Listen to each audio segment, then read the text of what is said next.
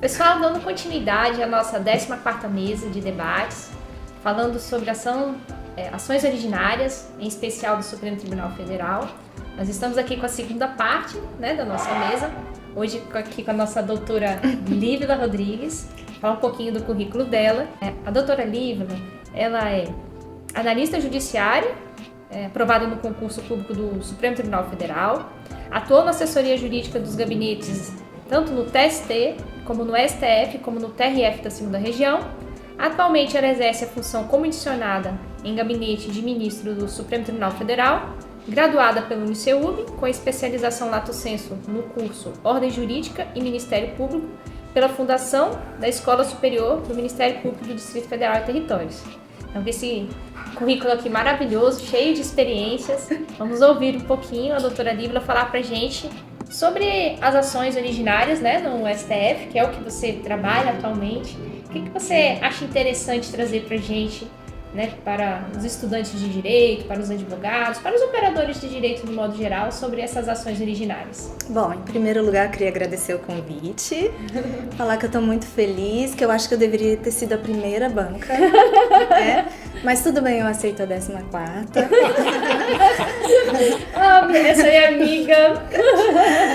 E eu gostaria de compartilhar um pouco do dia a dia do meu trabalho, né? Eu trabalho com ações originárias, é um trabalho novo, profundamente interessante, né? Como a gente estava debatendo aqui, tem aplicação, tem um âmbito de abrangência tanto de grande porte, como em discussões entre estados e a União, mas também em casos de menor envergadura, como foi o caso que o senhor mencionou, de cartórios, né?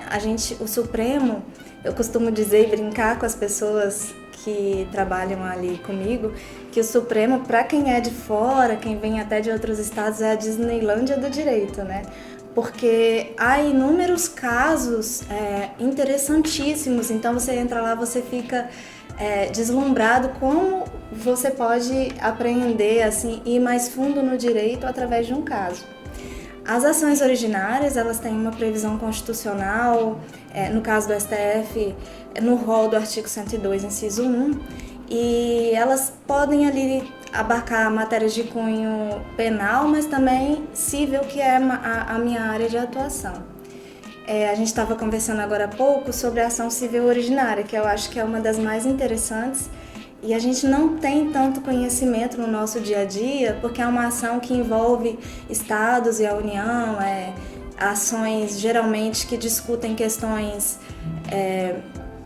de valores muito altos, né? E elas pressupõem que exista uma discussão que pode suscitar um conflito federativo, né, entre o Estado e a União. Então, são discussões sempre muito acaloradas, muito, assim, de grande porte, efetivamente. Uhum. Essas são interessantes. Quando eu estava estudando aqui um pouco o tema, eu achei alguns julgados, né, do STF, e achei muito interessante essa questão dessas ações civis originárias, com esses conflitos federativos, e tem uma tese, né, muito interessante por trás disso, porque muitas vezes o nome de um estado ou de um município ele é inscrito no CIAF por conta de uma dívida do governo, da administração anterior, e aí entra uma nova gestão e eles precisam ainda verificar as contas e tal, então tem muitas liminares sobre esse assunto.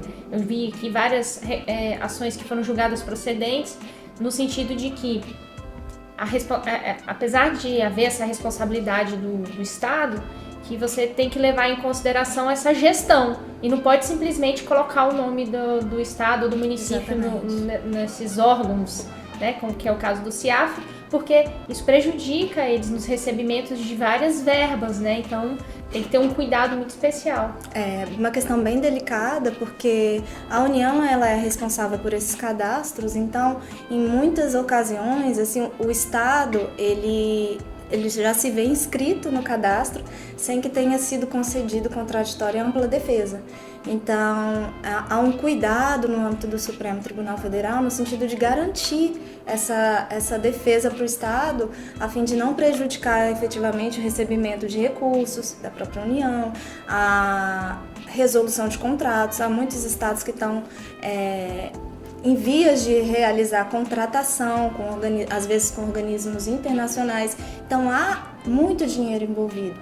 E esses são casos em que a gente vê claramente assim, que, embora seja uma questão que tenha um cunho orçamentário, né, porque envolve dinheiro, o Estado foi inscrito, às vezes pelo descumprimento de alguma regra, mas essa discussão ela acaba suscitando um conflito federativo, que é o ponto nodal assim, da ação civil originária. Então, é uma ação super interessante.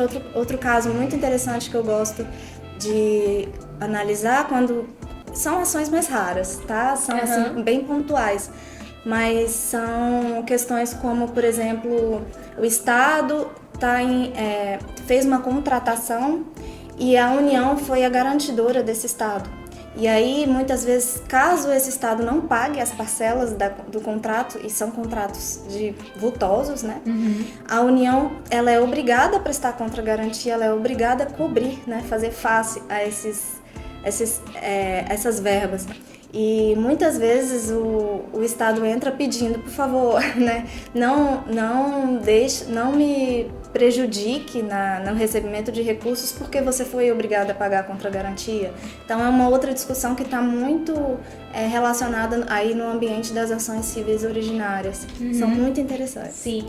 Você estava explicando para a gente que quando a gente fala de ações originárias no STF, é muito amplo, né? Na parte anterior, a doutora Lilian Borges conversou com a gente um pouquinho sobre a reclamação constitucional, que é um tipo de ação originária. Quais outras ações originárias que a gente tem lá? Então, eu acho que uma ação originária de grande importância é o mandado de segurança, né? E tem lá o rol, um rol de cinco legitimados passivos para esse mandado de segurança. Ele é o mais frequente, talvez a ação assim que se repita com maior frequência.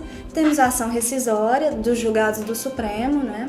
Então também são ações muito frequentes e assim de pouca procedência, né? De procedência, porque são situações muito pontuais em que você consegue de fato provar que é aquele julgado que foi proferido pelo Supremo recentes 2 anos, Dois né? anos, Que ele não foi proferido da maneira correta. É difícil configurar um erro de fato para enquadrar na linha do artigo 966 do CPC. Então, ela é pontual também, mas se repete com bastante frequência. E as ações de controle concentrado também são consideradas, né, ações originárias. Então a gente tem aí a ADC, ADI, ADPF. E no seu dia a dia, com quais que você trabalha mais? Bom, eu não trabalho no âmbito do controle concentrado, nós temos um núcleo específico para isso.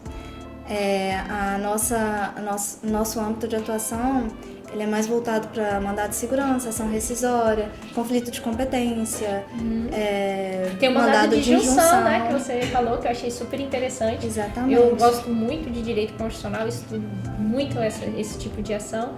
E o mandado de injunção, durante certo tempo, ele não tinha muita eficácia, né? E hoje em dia ele é eficaz, né? E nós temos tanto o individual como o coletivo. Tem algum caso assim que você achou interessante, mandado de injunção? Sim, tem alguns casos, eu não posso mencionar a situação, mas a gente vê mandados de injunção para discutir questões mais de aposentadoria, mas também temos aqueles mandados de injunção ajuizados por categorias que pleiteiam, assim, por exemplo, o reconhecimento de direitos dos LGBTs, né? A gente, vez ou outra, aparece. Mas o mandado de injunção, ele é uma ação que ele precisa, de fato, estar configurada ali, aquela ausência... Né? Porque não basta haver uma omissão do poder público. É preciso que essa omissão, ela impeça o exercício de algum direito, de alguma prerrogativa ligada à cidadania, né? E nacionalidade e soberania, mas também é preciso que a falta da norma regulamentadora, essa norma tenha sido prevista na Constituição, né? Então, não basta qualquer omissão do poder público. Eu estava lendo até, antes de vir para cá, o caso da aposentadoria especial de servidor público deficiente, né? Há previsão no artigo 40, parágrafo 4º, inciso 1, de que ele vai ter essa aposentadoria especial, mas ainda na carência de norma regulamentadora, em um determinado momento, o Supremo reconheceu a mora e disse que seria possível utilizar uma lei complementar que não era, né, não foi criada para essa finalidade. O Supremo supriu aquela ausência de norma e conferiu o direito ali, né, você faz toda... Na parte dispositiva você faz toda uma limitação, usar tal norma em relação a tal período, mas o fato é que o Supremo atuou, porque essa era uma omissão de uma norma que estava na Constituição. Não é qualquer omissão, né? Então, assim, é importante pontuar isso para o advogado no dia a dia, quando ele for manejar. Esse é um recurso que ele tem essas minúcias, assim como a ação rescisória, que não pode ser utilizada como sucedâneo de recurso. Então, cada ação ela tem ali uma minúcia, né?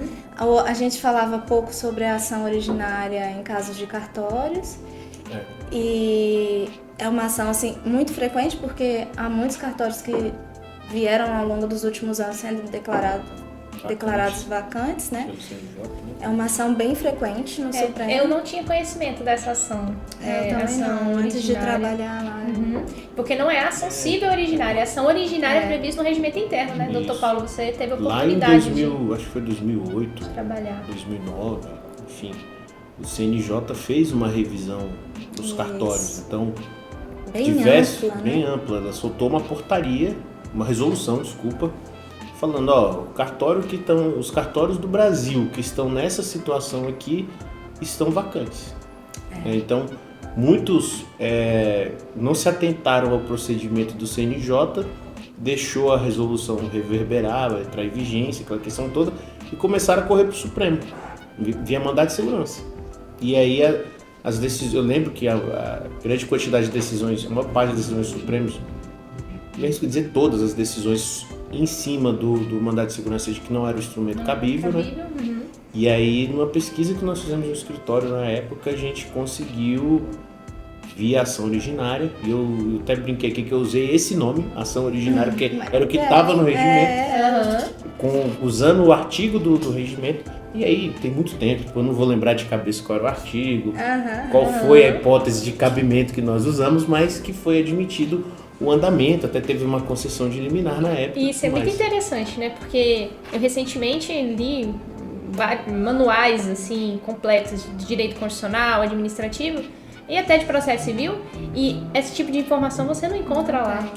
Todo mundo fala de maneira muito genérica, né? Que os regimentos fazem norma regulamentadora, né? Mas você usar como fonte, né? Como você fonte, lá, sim, no dia a dia, na vida da advocacia. Mas isso é um costume que eu peguei porque trabalhei no STJ, né? Como eu trabalhei no STJ, muita coisa que a gente resolvia, principalmente de agravo de instrumento, agravo regimental, era bebendo na fonte do regimento. Aí a gente conciliava o regimento com o CPC, né? Sim, e muitas vezes no dia a dia, no nosso trabalho, é indiscutível, como você mencionou, que a gente tem que recorrer às normas internas ali do tribunal, né? Além da jurisprudência e da doutrina, enfim.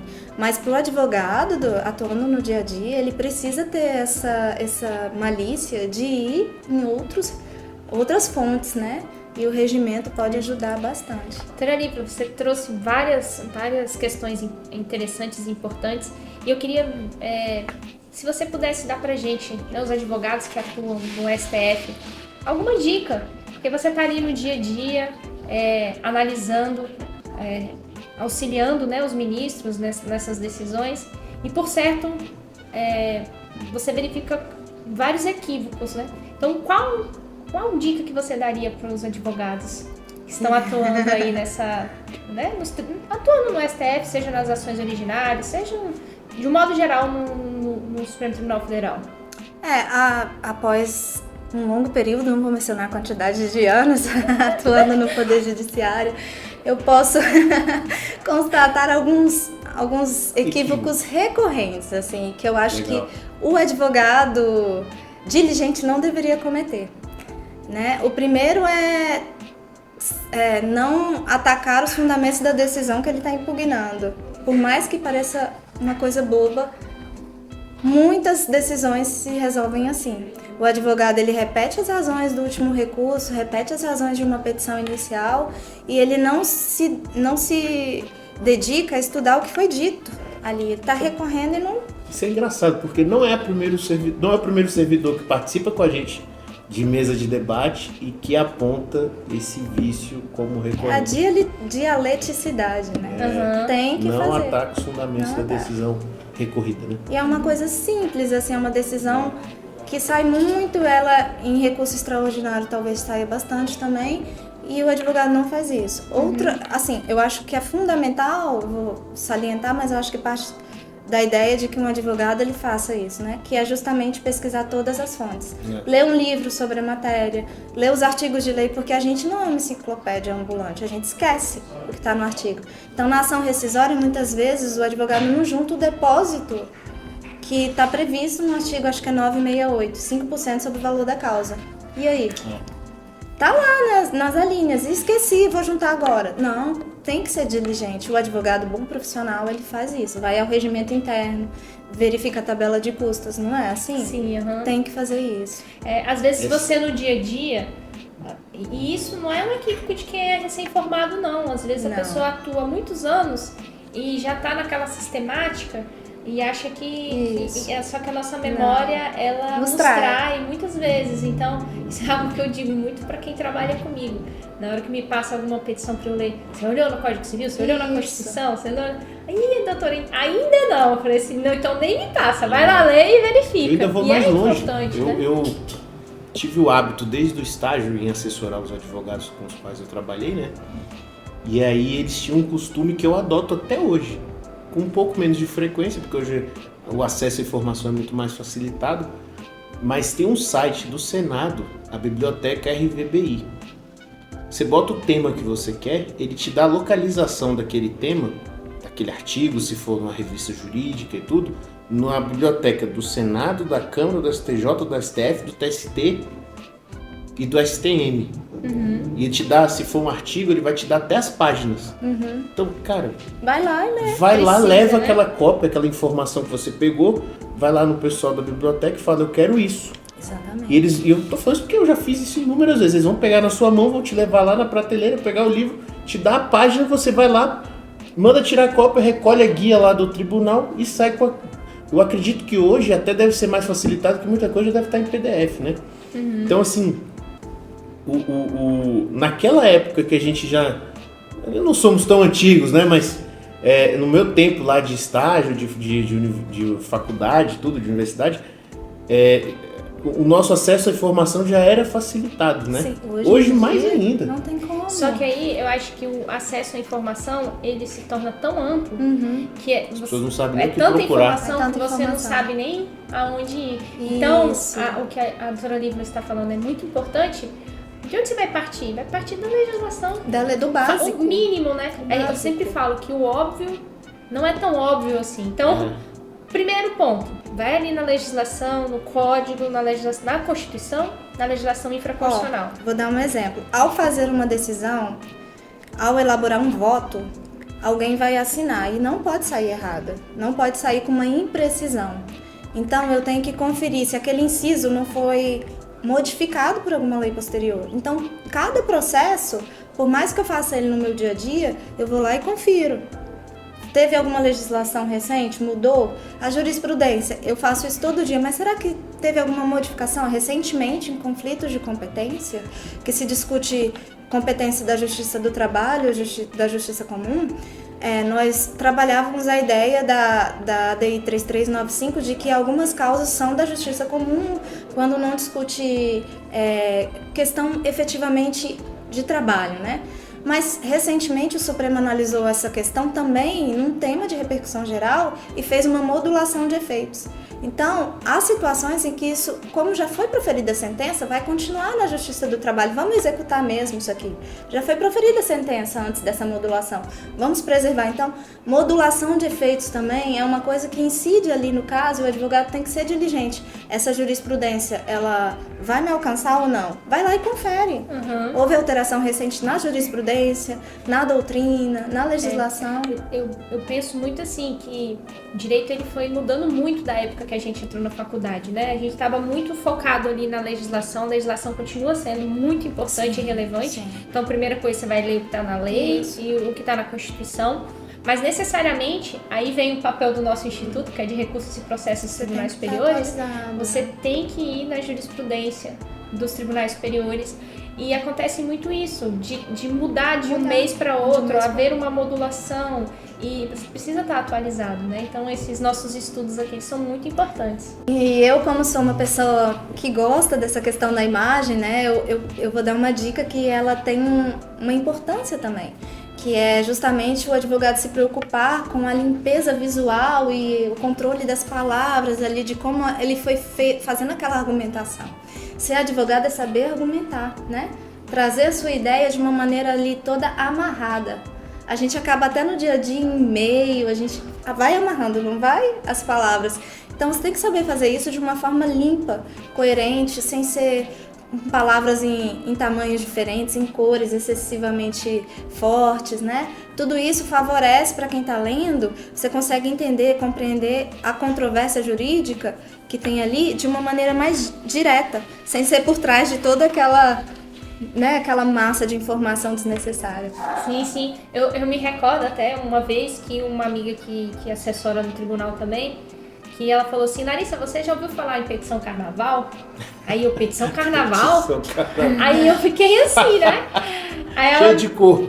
Aí ela me mostrou depois o que e muitos advogados fazem isso. Muitos. É assim, o que é a petição carnaval, né? Ela vê, a petição tem cores em amarelo, em vermelho, verde.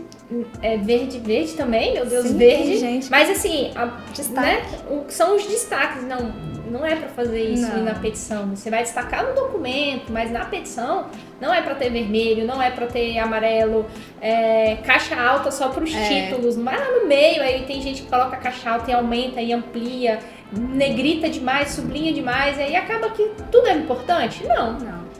Você vai negritar e sublinhar realmente o que é relevante, porque senão, na hora que vai fazer a leitura, você nem vai ler mais, porque tudo é importante e relevante. Não. Então, até nisso você tem que aprender. Então, pessoal, eu acho que alguns vão ficar impressionados, falando: meu Deus, fiz tantos carnavais por aí. Não façam isso, gente. Uma petição apoteótica tem que ter argumentos bons, né? Apoteótica com bons argumentos e não com muita cor. Com muita cor, com certeza. Nossa, doutora Lívia, muito obrigada. Você acrescentou sobremaneira aqui nos nossos estudos, e essas dicas são muito importantes. Falei antes, né, que o óbvio precisa ser dito. Então, assim, às vezes a gente tá ali no dia a dia e esquece dessas coisas, dessa importância, e trazer vocês que têm essa experiência, né, de vários anos no tribunal, e nos relembrando que realmente, não faça isso, não fica negritando tudo, né, isso cansa aos olhos, é muito legal, não só saber, mas como relembrar, e todos esses ensinamentos que você trouxe pra gente sobre essas ações originárias. Muito obrigada. Obrigada. Queria parabenizar também você e a doutora Lilian, que trabalham há anos no Poder Judiciário, que eu sei que são muito dedicadas, e dizer que nós, advogados, somos muito gratas pelo trabalho que vocês desenvolvem, auxiliando os ministros, né, na construção dos votos, muitos votos maravilhosos, e que vocês continuem brilhando nesse trabalho que é tão dignificante, viu? Eu sei que os advogados, de uma maneira geral, têm uma resistência, porque acreditam que tudo, né, é barrado, mas a verdade é que há um corpo de funcionários muito dedicado, sensível a causas que efetivamente carregam controvérsias jurídicas relevantes. E é um grande prazer contribuir de alguma maneira para a advocacia, né? Eu sou uma admiradora ferrenha dessa profissão, quem sabe um dia vou entrar nos quadros, e espero que vocês utilizem de alguma maneira Com certeza. tudo que foi dito. Nós que agradecemos a participação. Obrigada. Muito obrigado pelo seu tempo, pela doação do tempo e do conhecimento aqui conosco. Por nada. Essa oportunidade aqui. Sempre à disposição. Obrigada, doutor Paulo. E até a próxima. Até logo. Tchau, tchau.